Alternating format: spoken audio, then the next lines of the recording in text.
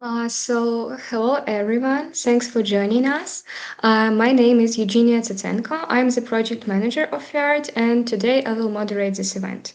We're here on the occasion of the opening of the virtual exhibition Alternative Dimensions, which came to life by common efforts of the Andrei Sheptytsky National Museum in Lviv and V-Art platform in collaboration with Breezy Art as well as with DSL Collection. So this exhibition brings together 26 artworks from the museum's collection that have never been included in the permanent exhibition, as well as the artworks of contemporary digital artists who created their interpretations of these original pieces. And together with me, the Alternative Dimensions project will be presented by Deputy of Communications of the National Museum in Lviv, Orizomko, Maria Cimbalista, head of the graphics department of the National Museum in Lviv, as well as the curator of the exhibition, Eleonora Brizzi. And behind the scenes, we also have Alexei Gavryluk. He is a co-curator of the exhibition from V-Art side, who worked with the artworks from the museum's collection. Now I give the floor to Maria Cimbalista to tell more about the project from museum's perspective.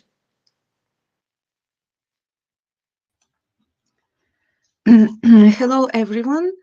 I hope that you can hear me. And at first, as a representative of Prints and Drawings Department and of the National Museum in Lviv, I would like to thank all of participants of this project, artists, curators, managers. You gave us an opportunity to show in a very unexpected, in such a digital art space, various segments of our collection on paper and to look at these traditional artworks in a new way. In general, collection of our museum is one of the biggest in Ukraine. Usually some parts of it were shown in 6 different locations of our museum, and visitors could see all Ukrainian heritage that consists of medieval icons, folk art, manuscripts, incunabulas, sculpture, contemporary paintings, and other artworks.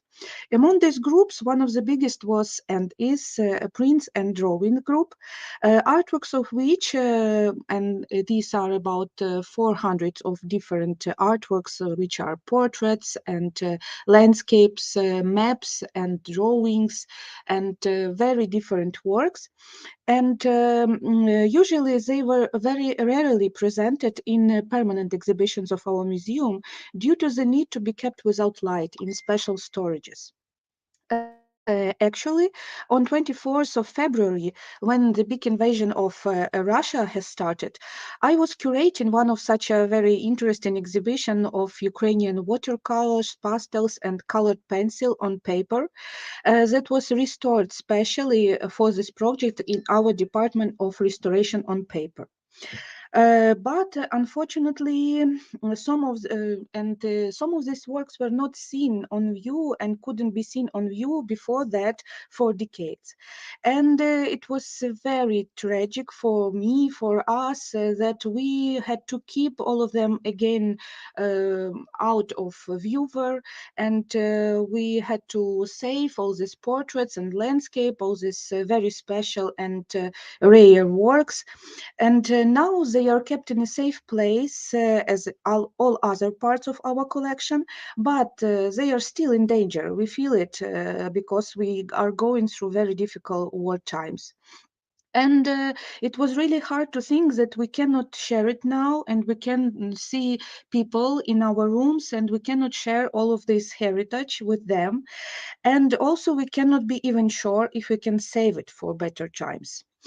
And then I thought also about the history of our museum, because the collection of prints and drawings was one of the first to came to the museum in early 1912, 1913.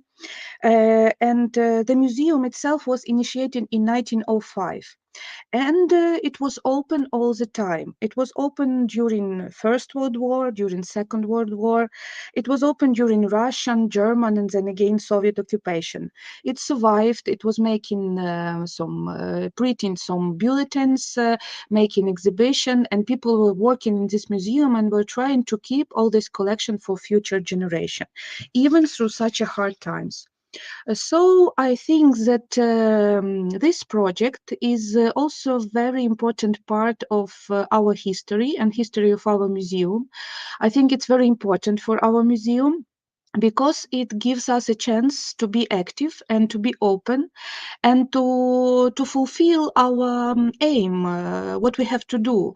And what we need to do, we must share our heritage and inspire people and inspire culture and art for new thoughts, new ideas, and new forms.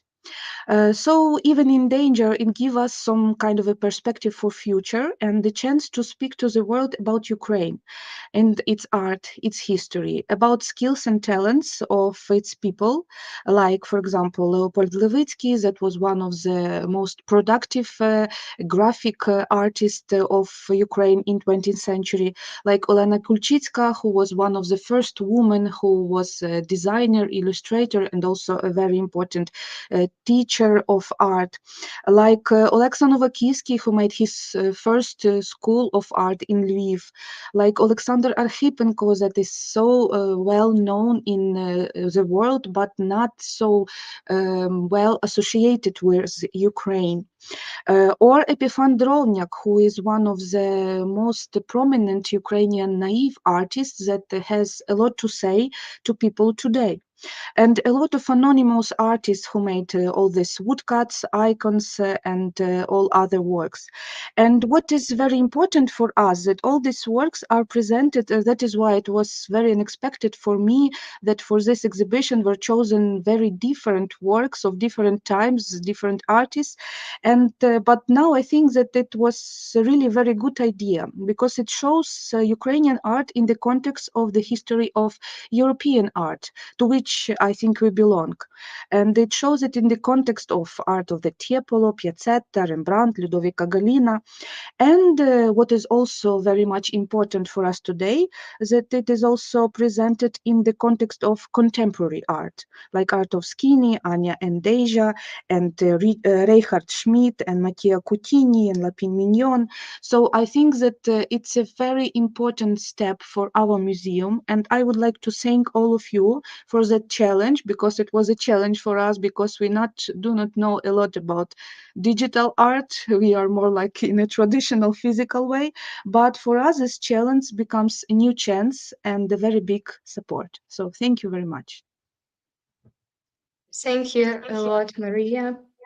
Um, so now I want to move to Eleonora Britti, the curator of the exhibition, who brought wonderful digital artists to the project. Many of them are with us today. So, Eleonora, the floor is yours. Hello, everyone, and of course, thank you to the museum for doing this. Thank you to the art, and thank you to the artists for accepting to participate in this. Just following with the, the Maria words. It is not only about digitizing artworks and creating an archive, or it's not only about presenting Ukrainian culture to the world. It is also about that, but it is a way to, the real change starts from the minds. Of course, in difficult times like this one that you are going through, and in Ukraine, it's I think the human beings understand the way they understand to help each other better is through very, tangible things.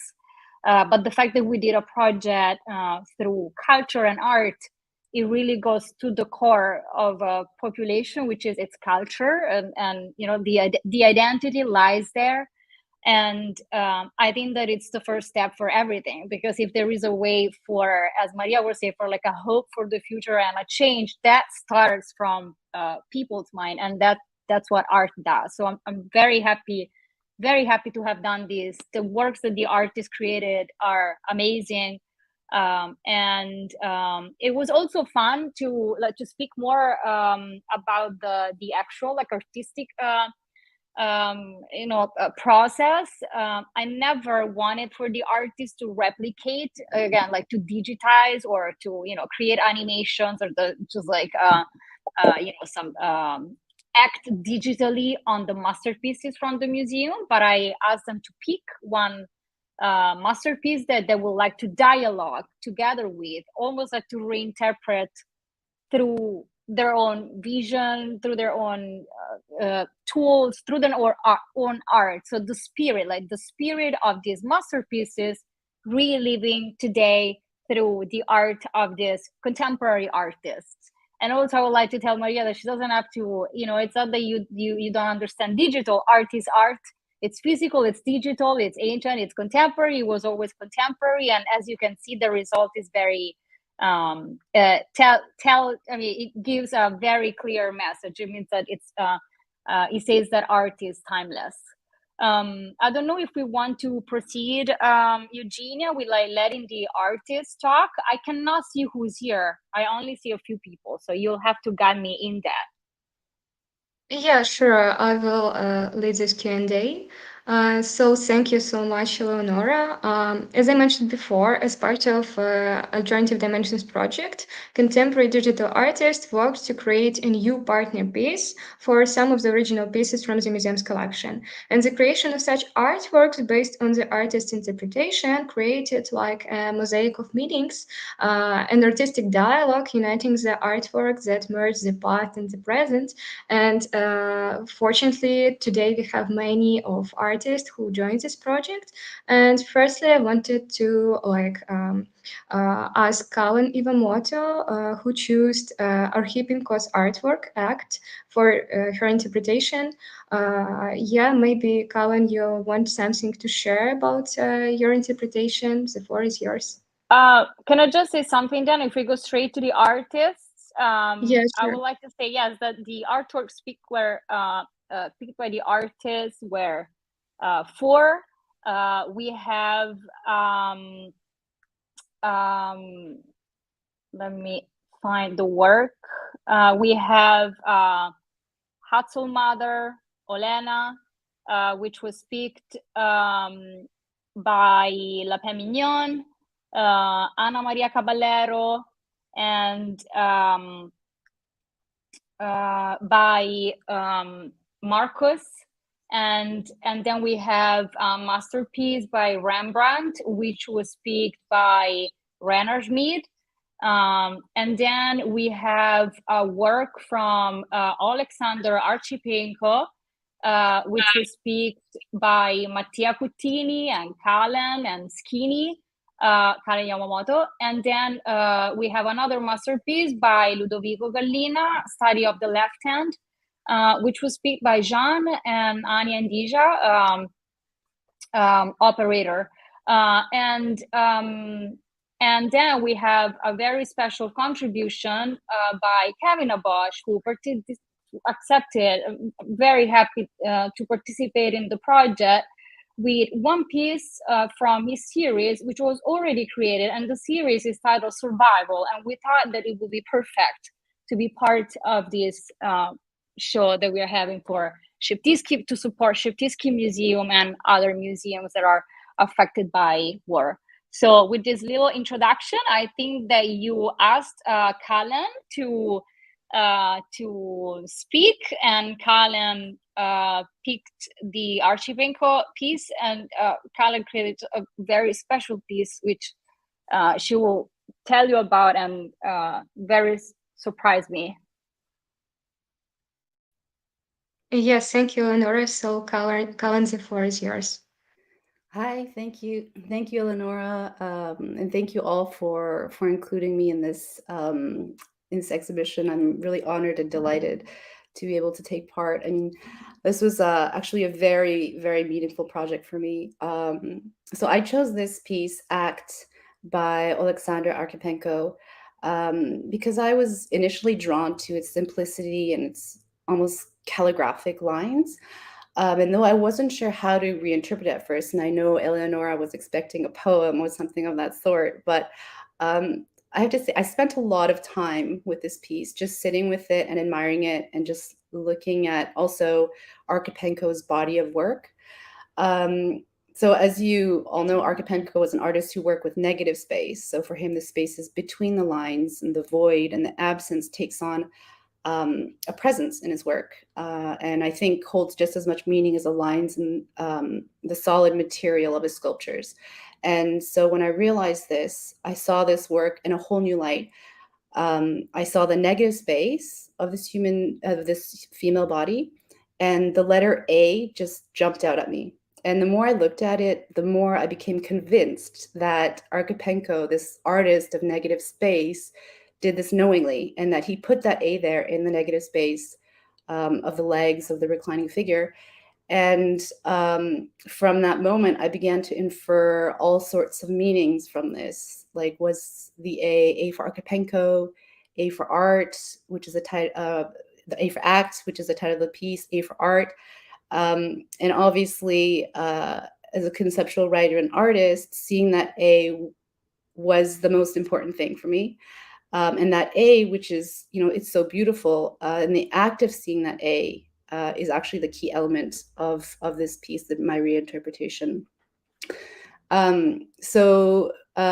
But the more I pondered the A and Archipenko's work, the more meanings and connections started to surface.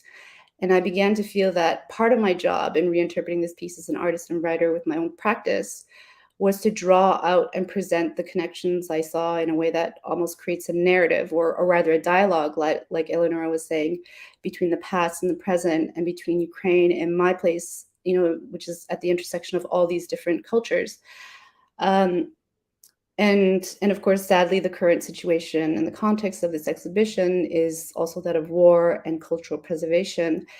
And so the title of my piece, which is Negative Act, takes on this double meaning in this context. So it's, of course, the negative act of Archipenko's piece, act, but also negative act in the legal sense, which means an act of omission, or the failure to act in a situation in which it is your duty to do something. So this also raised all sorts of questions for me in this concrete situation. As bystanders of this war, do we have a duty to act? What can we do to help? Which is also why I really appreciate this initiative and all the work that you have been doing, and giving artists an opportunity to contribute in the way that we can to a cause that I think is so important. So all this was very much on my mind, and it actually dovetailed really nicely with another piece that I worked on, which was, I was asked to do a piece on the theme of no war in the month of June. And for that piece, I took a text, the Bitcoin white paper, and I highlighted all the letters WAR in red and colored in the space of the WAR with black.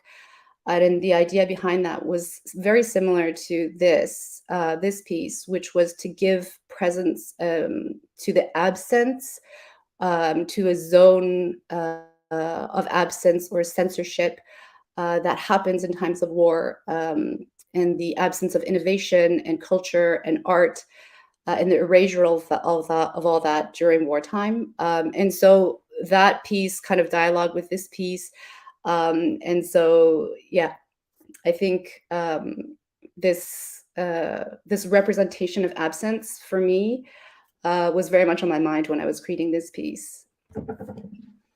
Thank you so much, Karen. The piece is amazing. That is how much you can do with language and how much language is significant. It was, and also I think that Karen said that in the negative space, she also find O, which is the other initial letter of Alexander, which is so interesting. It's these hidden images in artworks, besides, of course, the entire concept that she thought about. I just wanted to say that we have the fantastic Sasha Stiles, who picked the hand by Ludovico Gallina, which I didn't mention before. Sorry, I forgot. And so, yeah, fantastic work. And another artist who also chose the same work is Skinny, who is here with us, and who reinterpreted in a very, very Skinny style. Is Skinny here? Yeah, Skinny is here, and I wanted to give the floor to Skinny right now because he interpreted the same piece. So Skinny, the floor is yours. He left for some reason, so maybe let's move on. We also have another piece that Eleonora just mentioned, Study for the Left Hand by the School of Ludovico Gallina. And Jan was the artist who interpreted this work. So yeah, I wanted to ask you how you did this, and maybe you can share your thoughts on it. Hello. First, thank you for having me, and it's a great pleasure and it's an honor to be able to participate in this and feel maybe a little less powerless regarding the whole situation and do something for saving culture and art in a country that needs it. So it's a pleasure. Regarding the works, I think like if you've seen some of my pieces, the drawing hands is a very recurring theme for me. I just love it. Like most people just hate it because it's really hard and you have to figure out the anatomy of the hand, the perspective, the way it's twisting and all. And I just love it. So yeah, so that was just my first contact with it. And then I was like, I like the fact that it's not the work of an identified artist. It's someone from a school 2 centuries ago who was just casually doing a sketch, something to work on their craft, and yeah, and it's so there's a kind of I don't know, like gratuitous simplicity to it. Yeah, so at first I was learning code, so I wanted to do something interactive, but I thought it would be mainly illustration and something very aesthetic. And then I was thinking more about like 200 years have passed since this one, a little bit more, and I was thinking that the hand that they drew at this time was like the first tool they used as an artist. And today, doing crypto art, doing the digital art, we have something else. It's the mouse, which is kind of like the first digital avatar that was ever created and is somehow a digital counterpart to the hand. So you could say that artists today, they will use the mouse as a kind of prosthetic, like an extra hand, and create with it. So I was like, it's very interesting to, yeah, so this is the piece. Yes, there is sound. Great. And you can also grab and you can also grab it and sorry, hold the click, please, if you can. Okay, no, it's all right. You can also drag it and move it around. And the icon and the background picture are always the same and are kind of like reflecting each other. Like you as the human who has this digital avatar and also the piece itself, like everything is so simple and it's supposed to be tactile. It's like it's also on a play on museums, you know, like you can't touch the piece, and this one you're encouraged to touch it, but you cannot really touch it. It's you feel the distance between your real hand, the fact that you're using a mouse to touch something on the computer, and yet there is do you really touch it? Like digitally, do you touch it? But how do you feel about how real it is? Yeah, so that was the main exploration behind the work. Thank you so much, Sean. Yeah, again, fantastic work as usual. Also, I know that it's the relationship between history and present is very dear to you. So I thought you were perfect for to participate in a project like this, but also, of course, a very great concept and also very fun artwork. It was just to receive these artworks from all of you that look so much different from on the same artwork that you picked. It was extremely interesting. It's just very powerful to see like how, you know, each artist feels about like an old work, a masterpiece. Very interactive and yeah, very Jean and also like the parallelism between, of course, the mouse and the past. Like, yeah, it's very great. It is difficult to display as a file, so we had some problem Yeah, with the sorry for metaverse. that. It's fine, but you have to pay for interaction. Thank you so much for participating. I'm very happy that you're here. Thank you. Thank you so much. So, also here with us today is Markus von Freeling, who interpreted Elena Kulchitska's artwork Hutzul Mother. Markus, the floor is yours. Okay, hi. Can everybody hear me? I hope so. Yes. Okay. Yes. Maybe first of all, I want to say thanks for having me, and maybe I cannot really explain why I choose this artwork to participate in this project. I have seen it, and yeah, it was the only option for me. So I picked this one. Maybe it's because I work in a kindergarten. I became a father in like 2 more weeks, and so this was really close to my reality. So see a child and a mother. So it's something of my daily routine, and I'm kind of bound to this. Sorry, my English is not the best. I try to make it as good as possible. Good. It's good. Okay. So yeah. And then it was the task to make something new, a reinterpretation, like it is in this modern world. And right now it is, I think it's very complicated for many.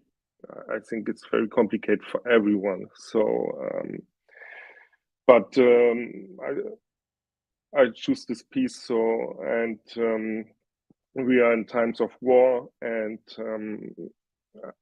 I tried a lot of things. I tried to do something like a comic, but I didn't like how it came out. And then I made this piece and called it Die Soldatenmutter. This is German for the the mother of a soldier. So and in the description, I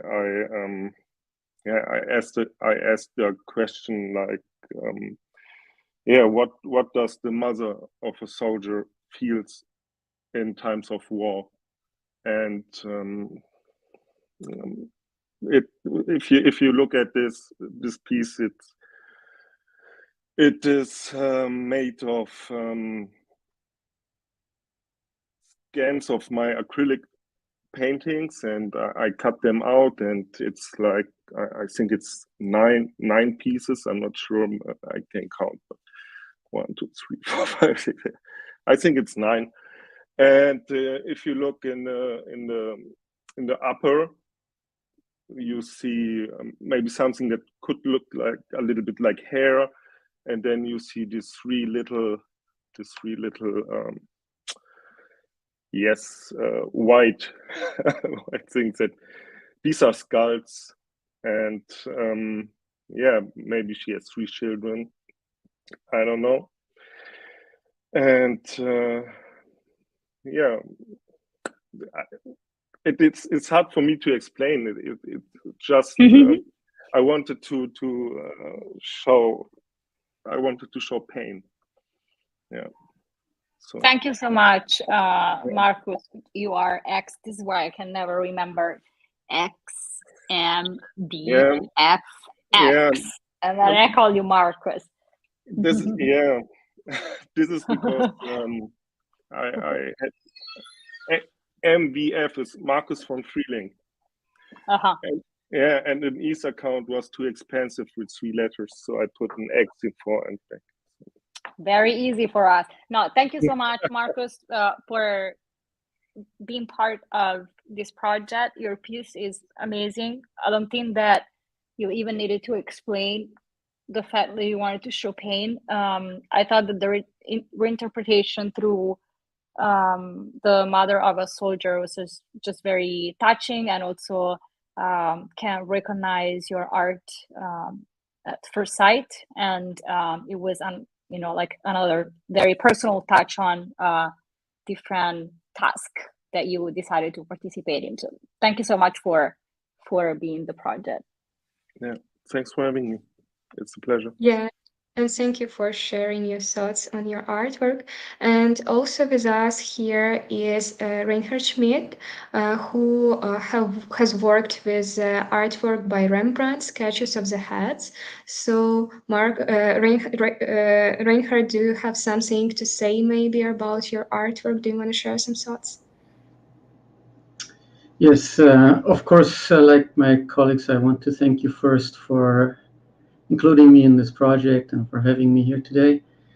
It was really a project of the heart for me because I have some dear colleagues in Ukraine for many years, and so I've worked with Eleonora a few times, and it was always a great pleasure, and it's always great to work with her. So when I was confronted with the task, of course, just like the others, I had to choose a piece. And it was very difficult. I was torn between Rembrandt and Olena Kolchitska. I don't know if I'm saying this right. And in the end, I decided for Rembrandt because I have I feel a close connection.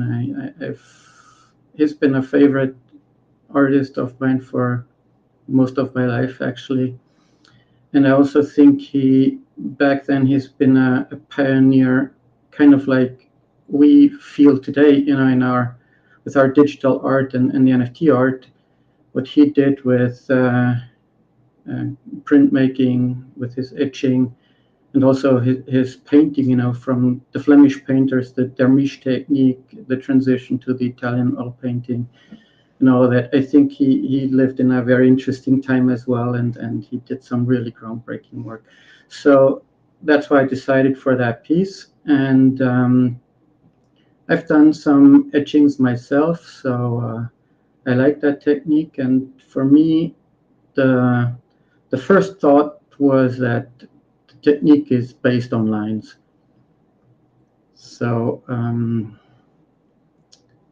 okay, I don't know if this connection is a good one. Can't really see those lines so well.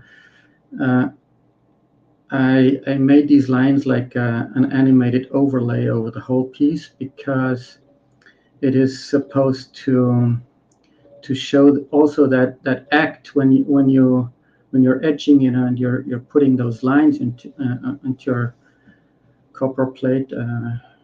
Depending on what kind of etching you do, but it's that movement of the hand and the needle, so that's why these lines are moving like that, and they're this important part of the piece.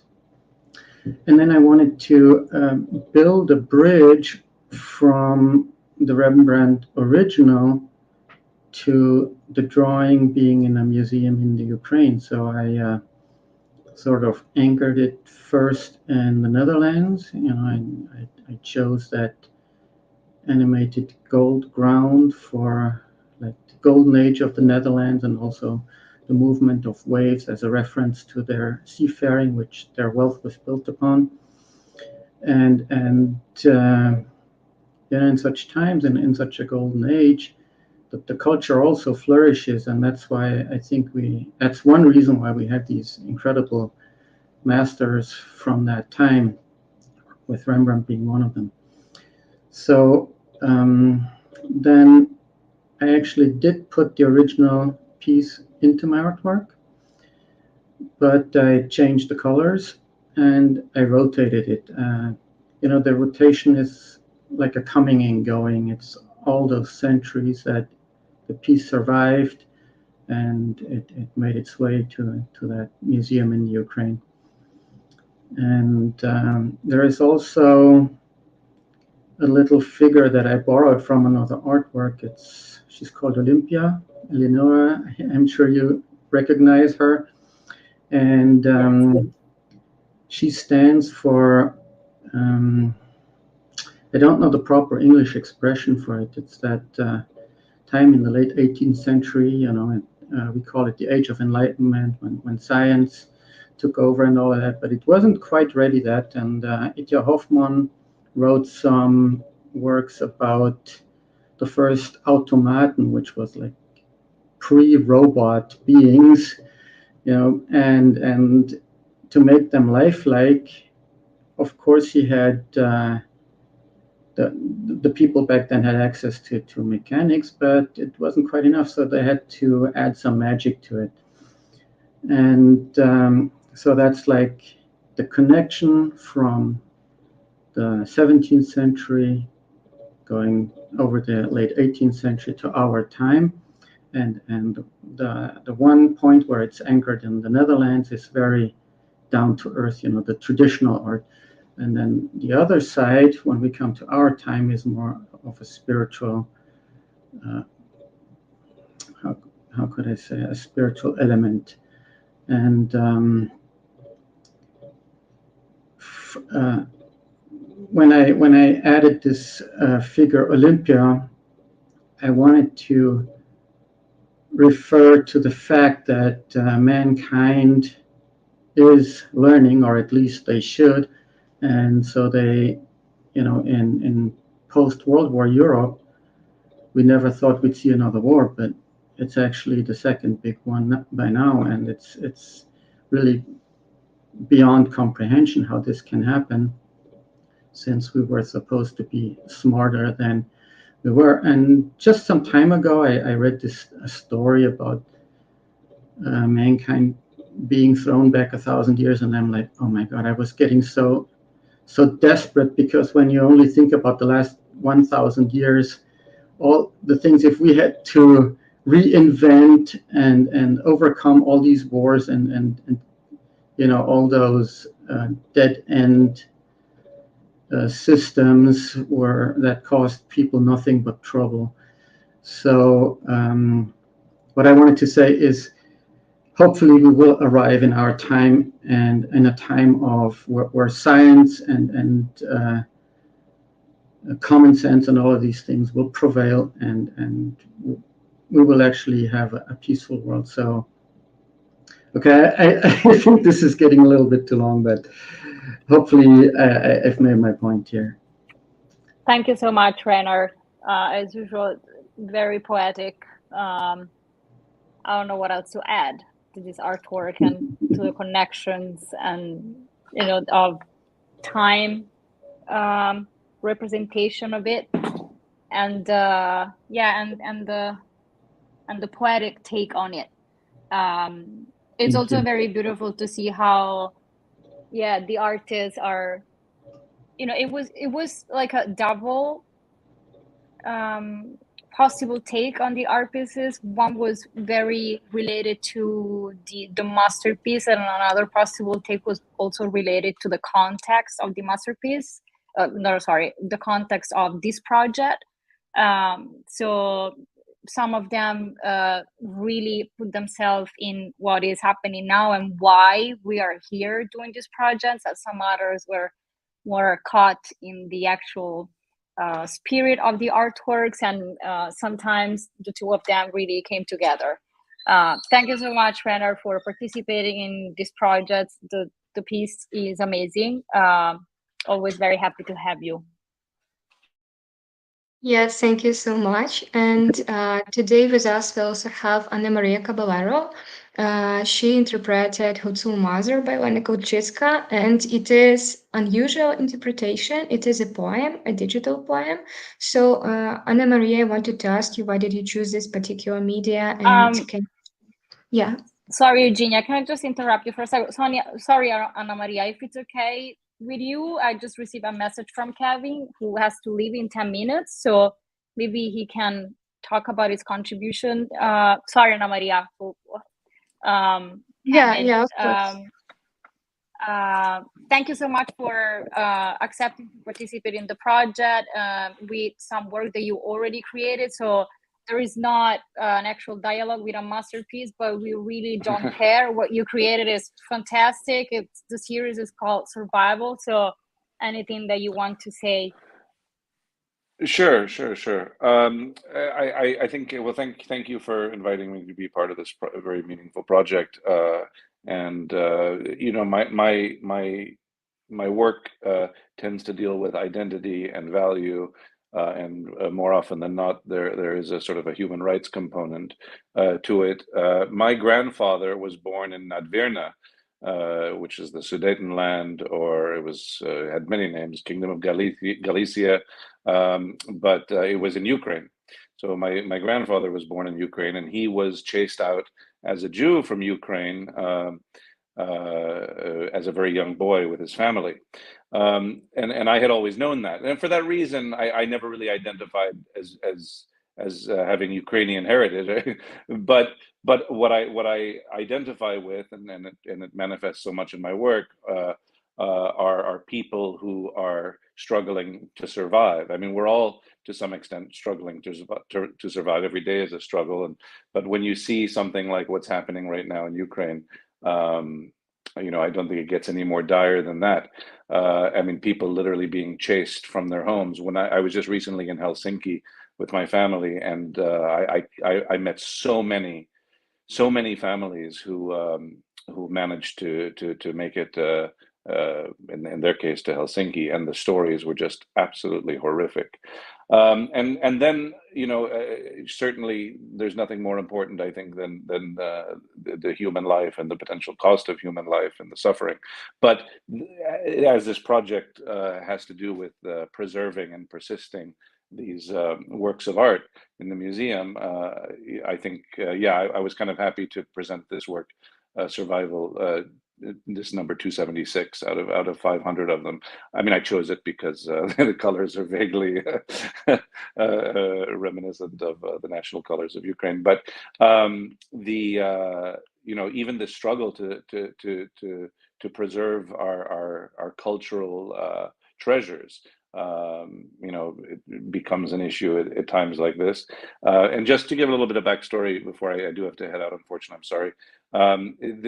These works start with the collection of data with respect to various refugee crises, various struggles of survival from the Holocaust to what's happening with the Rohingyas, but even more to do with even in New York when they were evicting people from their homes, and the increase in price of various resources. And so a lot of data, billions of data points went into this.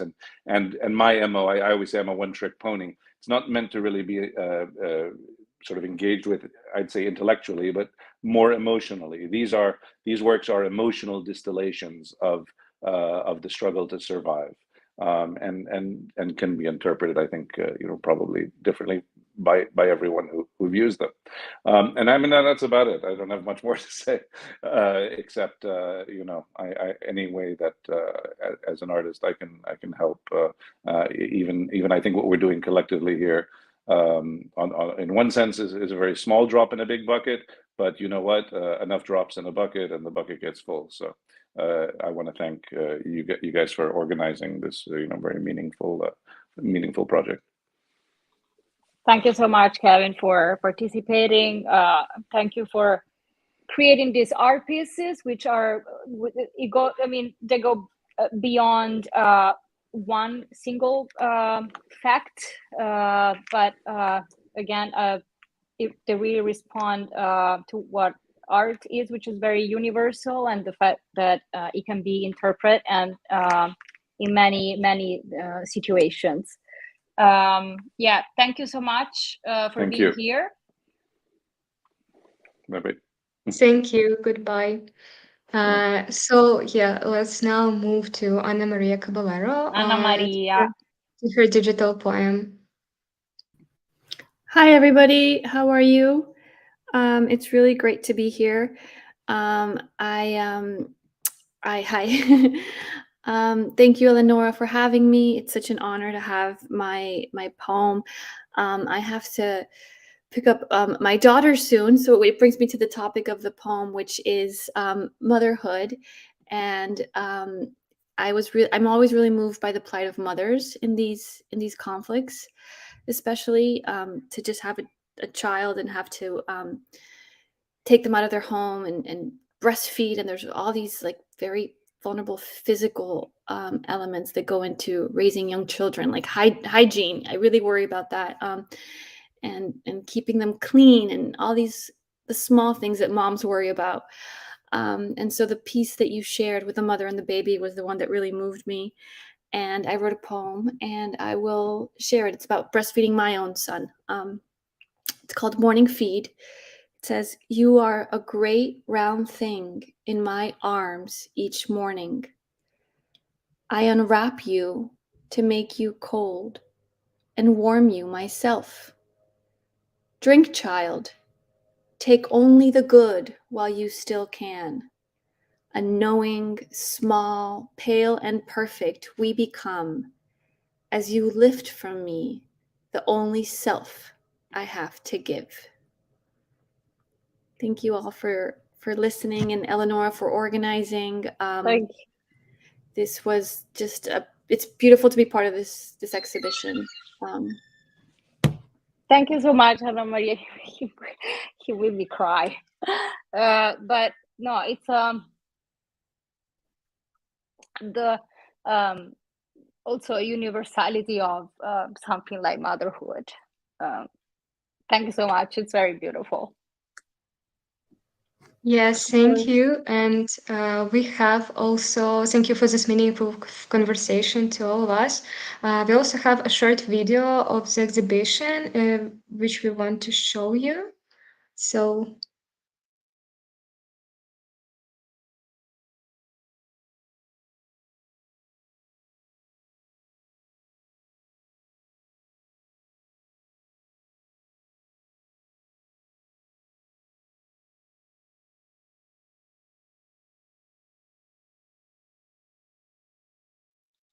so it was like a teaser.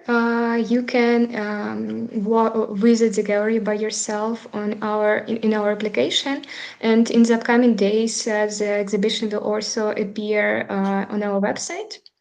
And so our opening is coming to an end, but before we say goodbye, I want to make a few important points. First of all artworks that are featured in the virtual gallery can be purchased as NFTs, and pieces from the museum's collection can be found on V-Art Marketplace, while works of art by contemporary artists are sold on variety marketplaces, and links to those NFTs can be found in the descriptions of the artworks in the gallery. And what is also important, part of the proceeds will be directed to the restoration of the Chernihiv Regional Art Museum, named after Grigory Holohan, and other cultural institutions that were particularly hard hit by the hostilities during the full-scale invasion of Ukraine.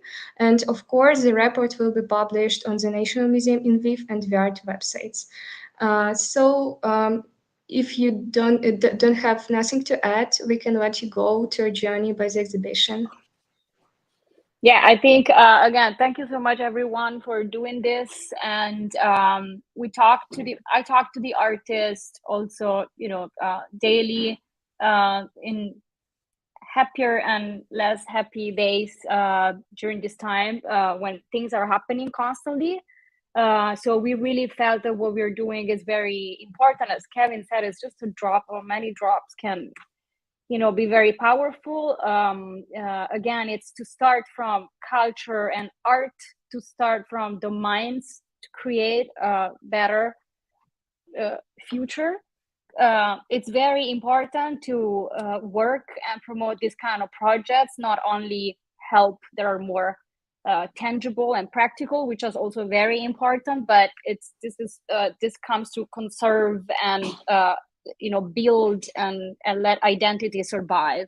So thank you for inviting me to do this, and thank you to the artists for accepting this. It was not only a reinterpretation, a very actually fun artistic act to do, but it is very meaningful for the final result, which will be to actually support these museums, but also to open the minds and to discuss and to open debate, which is always very, very important. And also, I want to say that there will be a physical exhibition at the Sheptytsky Museum.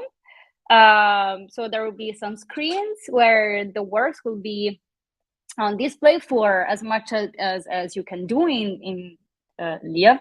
And so thank you also for doing that. I think that it's also important to have it there. It is very important to have it there as a symbol for people to come and actually experience this wave of hope which comes through art. So thank you so much. Yes, thank you for your attention and thank you for joining. Goodbye. Bye, everyone.